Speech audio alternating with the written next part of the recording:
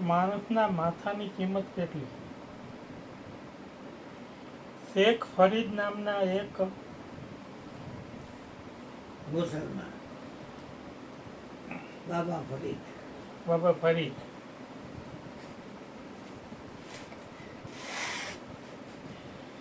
એ જ ભાવર સ્વામી પોતે ડુંગર પડીના ગુરુ, અદ્ભુત સૂફી ફકીર થઈ ગયા. બાદશાહ અકબર પણ એ જ અરસામાં થયા. એ રીતે બંને સમસામયિક હતા. અકબરને કલા, સંગીત અને અધ્યાત્મમાં પણ રસ હતો. સંતો અને ફકીરોની સામે જઈને શિર ઝુકાવવા એને કોઈ શરમ ન હતી. આથી અવારનવાર એ ફરીદ પાસે જતા અને ફરીદ પણ ક્યારેક દરબારમાં આવી જતા. અકબર બાદશાહ જ્યારે પણ ફરીદને મળે ત્યારે મસ્તક નમાવી પ્રણામ કરતા. બાદશાહના વજીરોને આ ગમતું ન હતું. એને થતું હતું કે આવડો મોટો બાદશાહ અને તે અકિંચન જેવા નાનકડા ફકીરના ચરણમાં ઝૂકે. સતત એમના મનમાં વાત પૂછ્યા કરતી.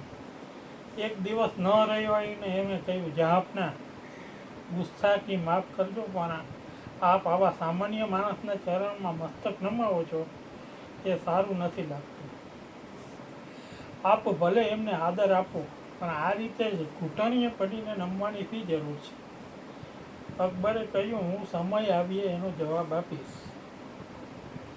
આ ઘટનાને 15-20 દિવસ વીતી ગયા અને નગરના એક માણસને ફાંસીની સજા થઈ.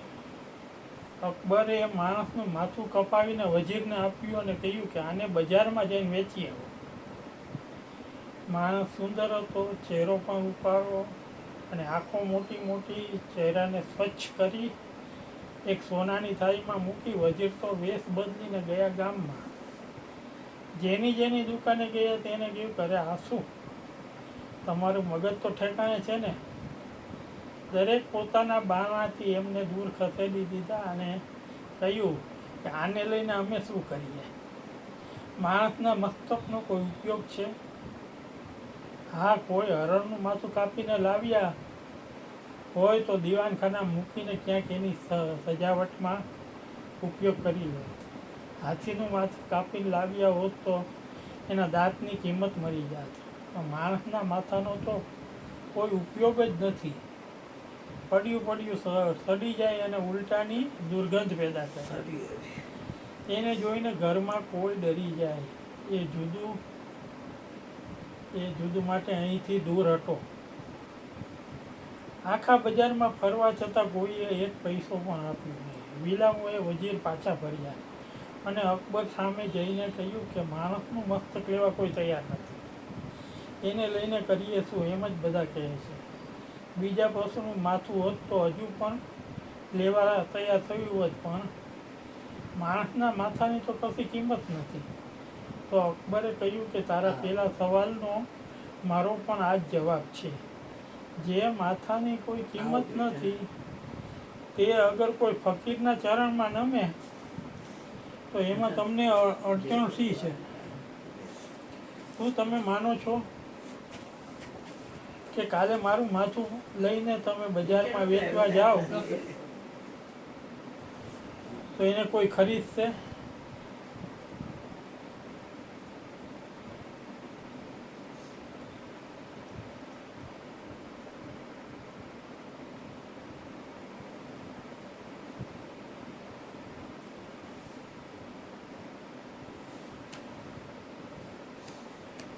રાજા મહારાજા કે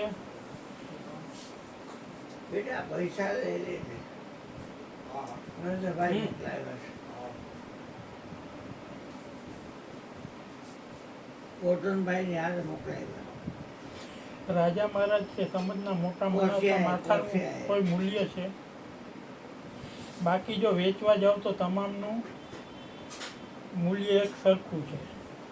થોડી વાર મૂકી રાખો તો એ સમાન રીતે સળવા લાગશે અને સરખી જ દુર્ગંધ પેદા કરશે. શું તમે એવું માનો છો કે મારું માથું કોઈ મૂકી રાખે એમાંથી સુગંધ પેદા થશે અથવા તો એ નહીં સડે. તમે સવાલ ઉઠાવ્યો છે તો એક બીજી વાત પણ સાથે સમજી લો. માથાની એટલે કે બુદ્ધિની તો એક જ ઉપયોગિતા છે, અને તે વહેલી તકે એવું સમજી લેવાની કે ખુદાના દરબારમાં અહંકારનું કોઈ મૂલ્ય નથી. ત્યાં તો જે ઝૂકે છે એ જ મોટો ગણાય છે. જેવું માથું અહંકાર કે મોટપની ભાવનાથી શૂન્ય બની ગયું છે, તે જ સાચો સંત કે ફકીર છે. ફરીદ આવા જ એક ફકીર છે. એમના પાક ચરણમાં નમીએ તો આપણા મસ્તકનું કશુંક મૂલ્ય છે. બોલીએ શ્રી ગુરુ મહારાજ. સંજય આવ્યો તો ત્યાં